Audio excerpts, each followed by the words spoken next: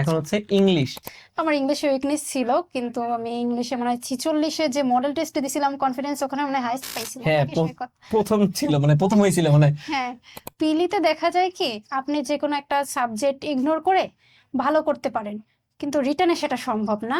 রিটেনে প্রত্যেকটা সাবজেক্টই গুরুত্বপূর্ণ, আর ইংলিশে তো 200 মার্ক না, হ্যাঁ 200 মার্ক অনেক মার্ক। আর যারা জেনারেল ক্যাডার পায় এরা ম্যাক্সিমামই ইংলিশে ভালো করে। ইংলিশে ভালো করা ছাড়া জেনারেল ক্যাডার পাওয়া একদমই অসম্ভব। তো দেখা যায় এটা ভালো করার রিজন অনেকগুলো আছে, আর এক্ষেত্রে কিছু মানুষের ক্রেডিটও আছে। যেমন আমি এখানে অবশ্যই সুবীর সুদেবের কথাটা তুলবো। ওরা আমার ইংলিশ উইকনেস দূর করতে অনেকটা হেল্প করছে, সেটা হচ্ছে ফ্রি হ্যান্ড রাইটিং প্র্যাকটিস করা। তো ওরা দুজন ছিল, তো তো 3-4 জন থাকলে ফ্রি হ্যান্ড রাইটিংটা ভালো হয়, যার কারণে ওরা আমাকে নিয়ে যেত। ওদের সাথে আমি ফ্রি হ্যান্ড রাইটিং করতাম এভাবে যে 15 মিনিট বা 20 মিনিট যে কোনো একটা টপিক আমরা দেখা যায় বইয়ের ভিতরে হুট করে আমরা হচ্ছে লটারির মতো করে একটা টপিক সিলেক্ট করতাম, দেন ওইটার উপরে লিখতাম।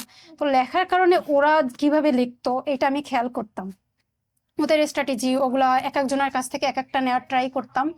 এবং গ্রামাটিক্যাল ইস্যুগুলা প্লাস হচ্ছে ওয়ার্ড সোর্সগুলা, তো ওই সুদীপকে দেখতাম পত্রিকা পড়তো, ও ডেলি স্টার পড়তো, ওখান থেকে কিছু কিছু ওয়ার্ড চুজ করতো।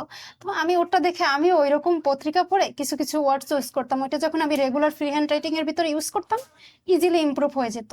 ইংলিশে রিটেনে ভালো করতে হইলে ফ্রি হ্যান্ড রাইটিং প্র্যাকটিসের বিকল্প নাই।